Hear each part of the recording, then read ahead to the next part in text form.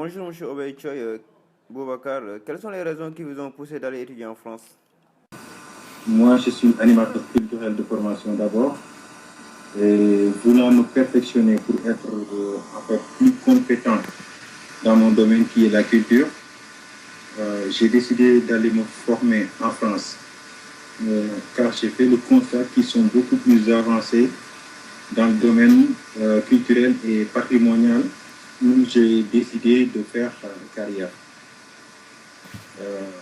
Le premier souci, c'est de renforcer mes capacités, mais aussi de gagner du temps, vu que le recrutement au niveau de la fonction publique,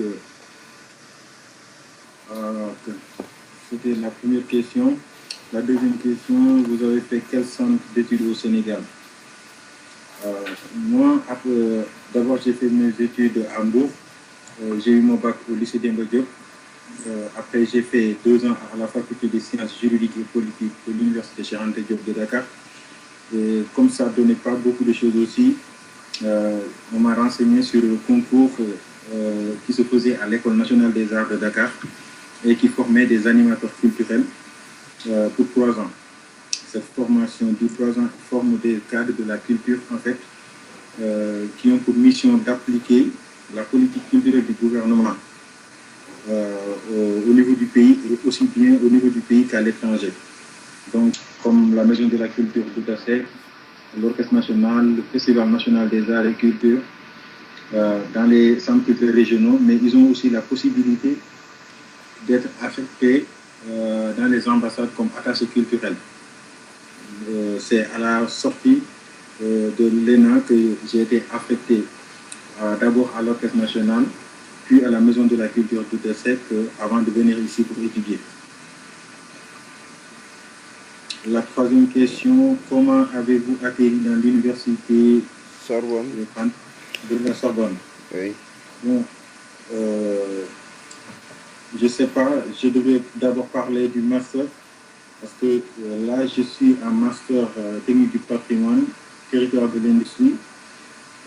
Ce master a été créé en 2006 et délivre un diplôme interuniversitaire dont la coordination est assurée par l'Université Paris 1, Panthéon-Sorbonne, avec la collaboration de 6 autres universités qui sont Padova qui se trouve en Italie, Evora c'est en Portugal, à Prague c'est en Tchèque, l'Université de Paraná du Brésil, Alicante en Espagne et Sfax.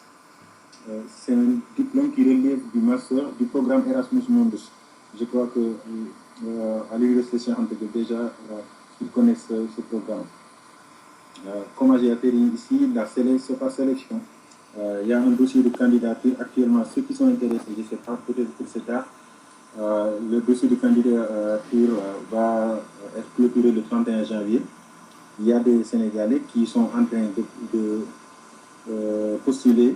En même temps, il y a la candidature ouverte, il faut présenter un projet et un CV. Et c'est à la base de la pertinence du projet que les étudiants sont sélectionnés. Ils sont sélectionnés dans tous les pays du monde. Mais il faut aussi que le projet de recherche épouse les axes de recherche du master, qui sont d'abord l'histoire des techniques, la gestion et la valorisation du patrimoine historique et culturel, et la conservation, gestion et communication des patrimoines et paysages de l'industrie. Depuis sa création, 6 Sénégalais ont eu à passer dans ce programme. Tous les étudiants n'ont pas une bourse, mais ceux qui n'ont pas une bourse ont la possibilité de postuler, de faire ce master s'ils ont une bourse de leur État. La quatrième question, comment trouvez-vous le programme et les conditions d'études français? Bon, le programme est assez fourni, surtout en ce qui concerne les enseignements qui allient théorie et pratique, je dirais, car on a à la fois des cours magistrales, on a des TD et des séminaires où nous avons la possibilité en fait d'échanger avec des spécialistes du patrimoine Depuis la rentrée, depuis le 4 septembre, tous les 15 jours, nous avons un séminaire sur une thématique bien déterminée.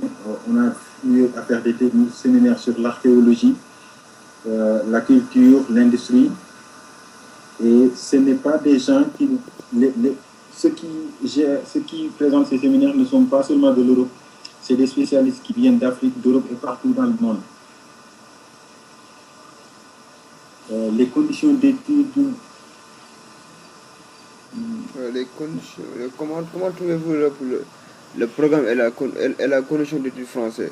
Après, quelle est la condition de vie sociale des étudiants étrangers sénégalais en Sorbonne? Les conditions d'études sont quand même bonnes pour nous les boursiers, en fait. Parce que, certes, la vie est très chère à Paris, mais la bourse nous permet, en fait, d'assurer notre loyer et d'assurer nos besoins. On se plaint pas, Dieu merci. Les conditions de vie sociale des étudiants en France, bon, je dirais que c'est des conditions qui sont abordables dans l'ensemble. Si on prend le cas de la Sorbonne, où je connais, c'est le cas que je connais, il y a des assistantes sociales qui sont là à l'écoute des étudiants en difficulté. Et elles font très bien leur boulot. Il y a une écoute et un suivi des étudiants. Autre cas, c'est l'existence de la CAF, c'est la caisse d'allocation familiale qui aide, qui est une agence en fait qui aide les étudiants à supporter le coût du loyer, puisque le loyer est très cher ici. Ça aussi, c'est une bonne chose, je pense. Chaque étudiant qui supporte un loyer a des redevances qui peuvent aller jusqu'à 40% de son loyer total. Ça, c'est une bonne chose. C'est des conditions de vie. Ils ont en fait créé des conditions qui sont assez souples pour venir en aide aux étudiants. Sixième question, avez-vous une communauté des étudiants ressortissants sénégalais? Non, j'ai pas de... je suis pas affilié à une association estudiantine du fait que j'ai fait un parcours mobile. Je suis pas totalement... Durant tous les 2 ans, je suis pas à Paris. Et je serai en Italie, au Portugal, au 4e semestre. Je vais faire la Tunisie pendant quelques semaines. Donc, je ne vois pas d'utilité pour le moment de m'affilier à une association. C'est une question. Avez-vous été victime de racisme ou connaissez-vous un cas en France? Bon, le racisme, je ne sais pas comment le dire, mais on le vit tous les jours. Mais il faut faire avec. C'est nous qui avons choisi d'être dans un pays qui n'est pas le nôtre. Mais tous les Français ne sont pas racistes, mais on n'y peut rien. Et moi, je trouve qu'il y a beaucoup de progrès car aujourd'hui, la jeunesse française, ils sont beaucoup plus ouverts au monde. Ils sont beaucoup plus ouverts en fait que les vieux, donc ça a beaucoup changé. Quelqu'un qui a été victime de racisme, non, je n'en connais pas. 8e question, les étudiants qui choisissent un autre chemin. Bon, là aussi, je crois que c'est un choix personnel pour ces étudiants-là. Peut-être qu'ils ont senti, en fait, que leur réussite ne se trouve pas dans les études. C'est la conception que j'ai. Parce que les études ne sont pas seulement la voie d'accès à la réussite. Du moment qu'ils se sentent mieux sur le choix et qu'ils sont épanouis dans cette voie qu'ils ont choisie, moi, je n'y vois pas d'inconvénient. Je ne peux pas les juger, en fait. C'est un choix qu'ils ont fait. Peut-être que c'est ce qu'ils veulent plus que les études.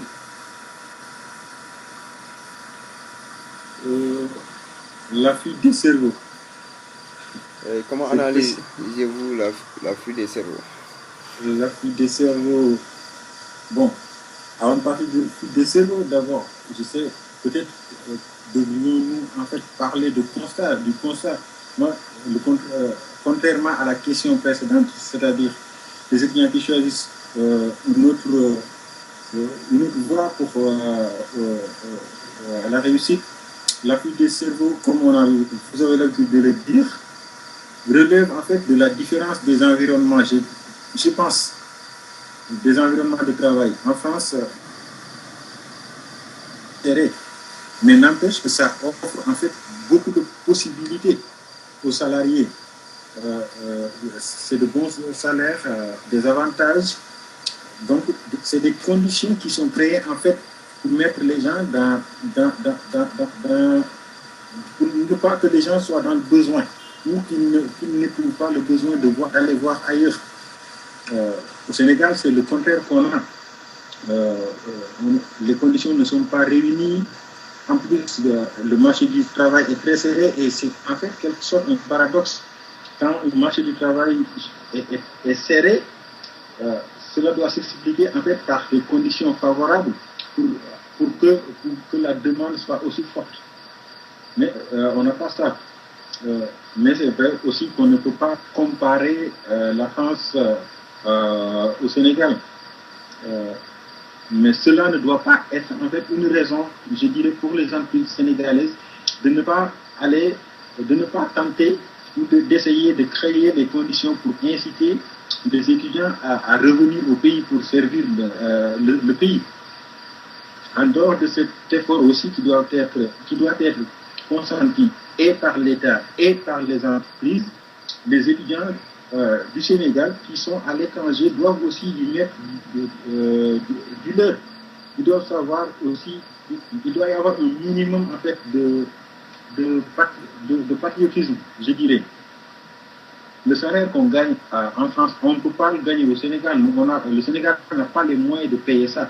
Si, par exemple, quelqu'un qui est docteur, si, par exemple, on lui paye le minimum, si l'État du Sénégal fait le maximum pour lui donner un salaire convenable qui lui permette de vivre décemment, je pense qu'il doit avoir l'esprit patriotique et de rentrer pour travailler pour notre pays, parce que je pense que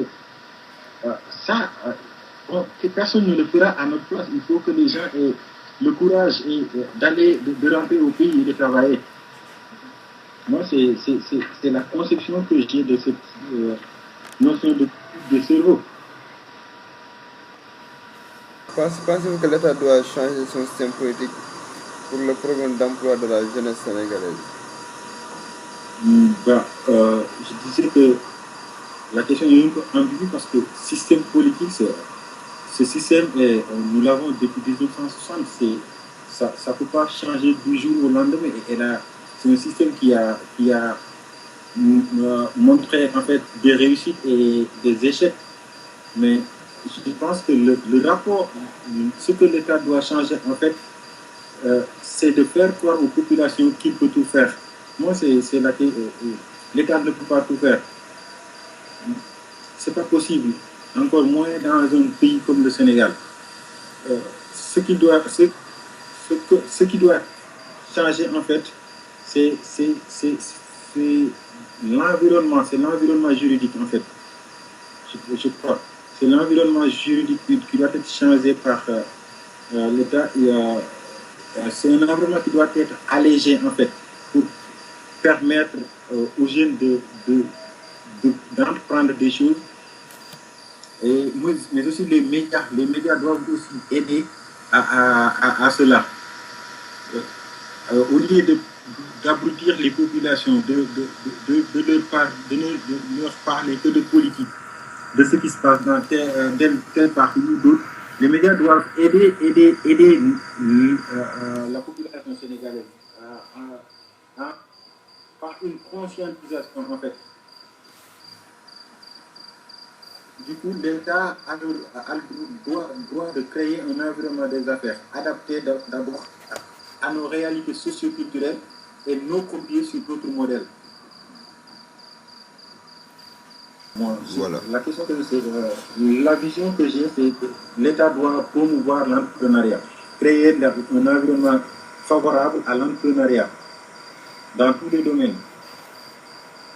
Parce que un système, si je prends par exemple des actes qui sont en train d'être faits par le nouveau régime, si on prend l'exemple de la couverture maladie universelle avec le ministre Eva Marie Coll Seck, ça va vers la création de conditions favorables en fait. Ça c'est des choses, c'est des réformes qui sont là, mais qui sont salutaires. parce que ça va vers la création d'un environnement qui peut retenir les gens au Sénégal, qui peut les inciter à venir maintenant au pays. La réforme de l'université avec le ministre Mary Teuw aussi, elle est salutaire, ces actes-là, cet acte-là. Ne trouvez-vous pas que le financement des jeunes porteurs de projets pourrait aider le Sénégal à se développer dans les prochaines années à venir? Ça, cela va de soi. Cela va de soi que le financement de projets, des porteurs de projets, des projets innovateurs, c'est la voie du développement. Parce que moi, j'ai toujours soutenu le fait que le développement n'est pas quelque chose qui vient de l'extérieur. C'est pas exogène en fait. Le développement, c'est tout. Un bon développement, c'est endogène. Ça doit partir en fait de la base.